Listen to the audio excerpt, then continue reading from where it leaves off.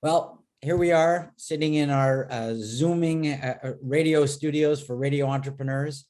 Believe it or not, over 7 years, we're creeping up over 6,000 interviews. Over 1 million people have connected with us over time. Our best one of the year, over 40,000 viral views of one interview. Let's hope this next interview hits those types of numbers. So we're going to be talking with Amanda Truesdale and John Taylor, co-founders of YBR Analytics. Welcome, both of you.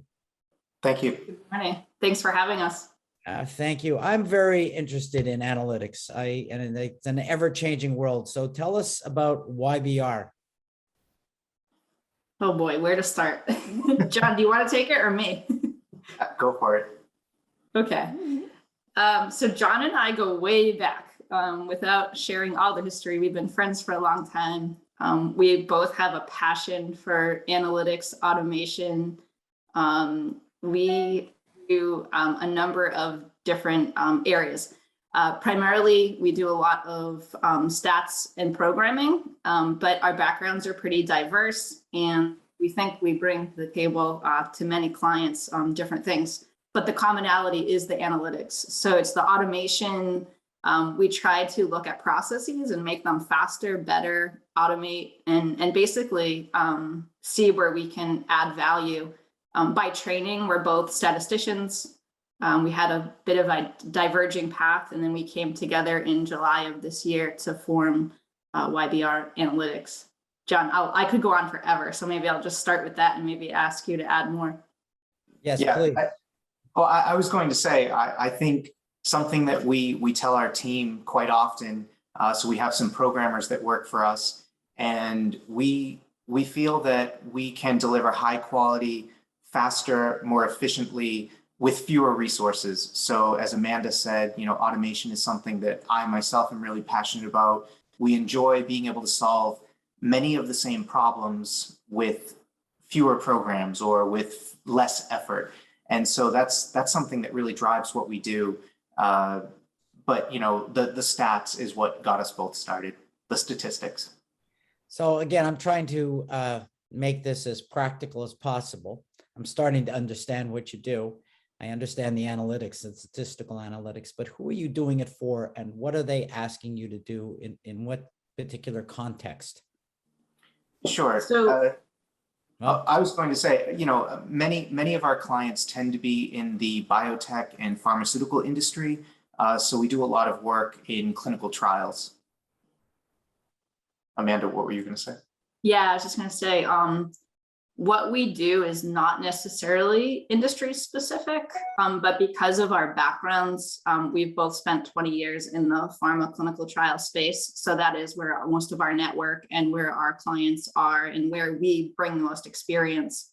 But some of our smaller clients also are just one-off small companies that are looking for something to be automated. So they might have something that's done manually, maybe a reconciliation between two files.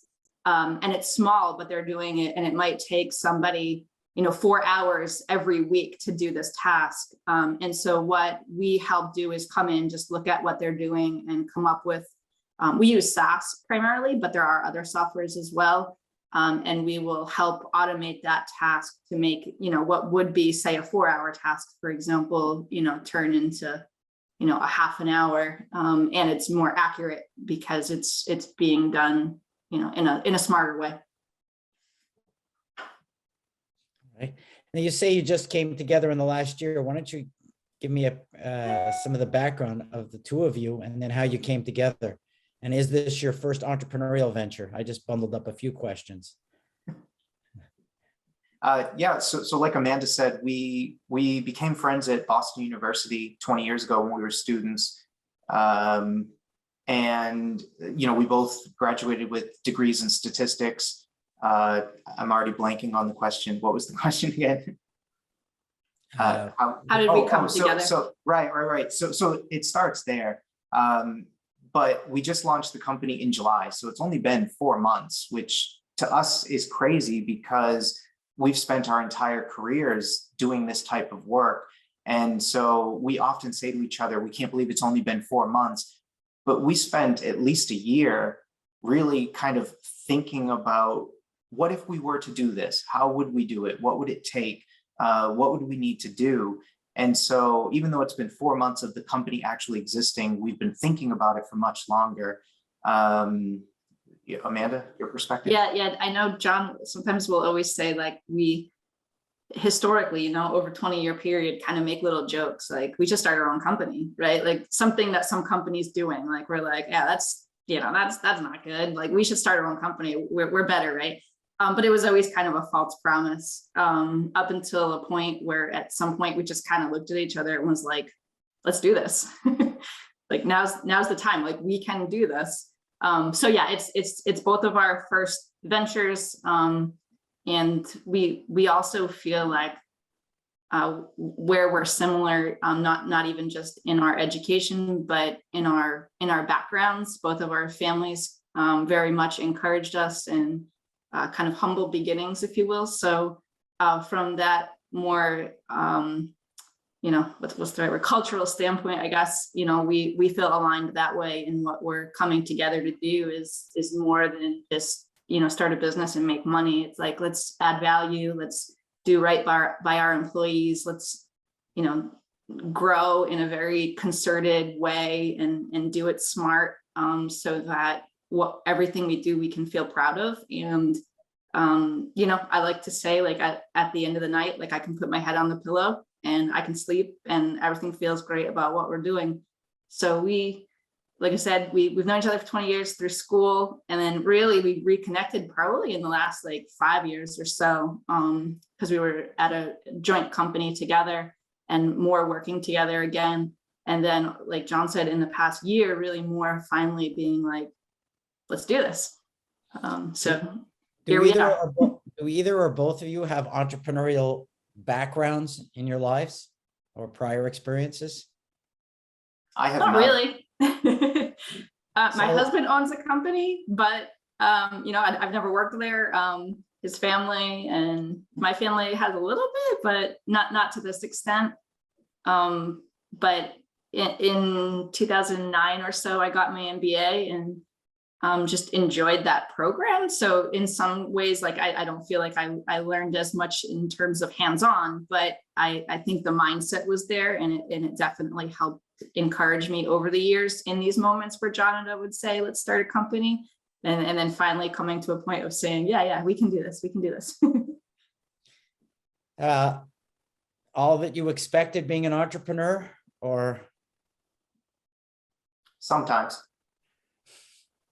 I mean, I'm having a blast. I think Amanda is too. You know, we would often say to each other right before we launched, let's just try to enjoy the ride. We really don't know what's going to happen. We felt strongly in our abilities. We felt that we really could do this. You know, what started as a shared passion for stats turned into a shared vision for how we think things should be done and how we think, you know, work in our industry should be performed. And so we felt confident, and I think things have been going faster and bigger than either of us expected, or at least than I expected. I think Amanda always knew it would come to this, but it's been fun. It's hectic at times, and you feel like to some extent you're always working, but I'm enjoying it. I'm really loving it. Is technology going to change your business dramatically, you think, over the next 2 to 3 years?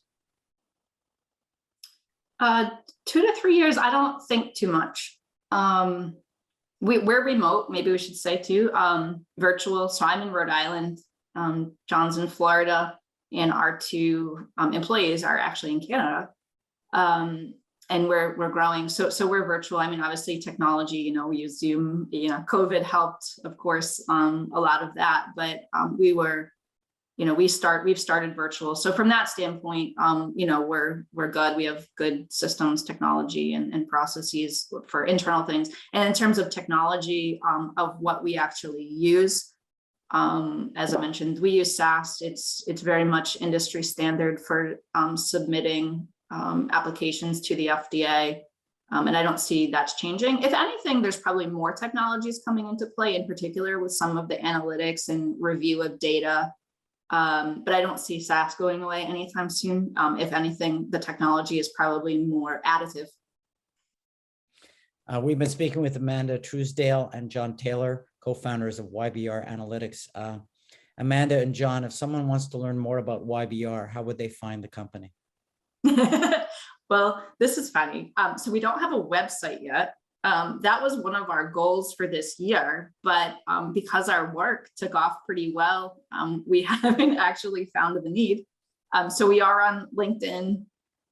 You can find YBR Analytics. We do have a social media presence there. So that would probably be the best way, or obviously just email us directly. But we actually don't even have a website yet. So that's something we're working on for 2022. And how do they connect with you? Same thing. LinkedIn most likely would be the best way. We've found that we've been using it a lot more since launching the company. Good. I want to thank you for being on Radio Entrepreneurs. I look forward to you being on in the next year and hearing more about the progress of your new young company. And again, thank all our listeners for tuning in to Radio Entrepreneurs.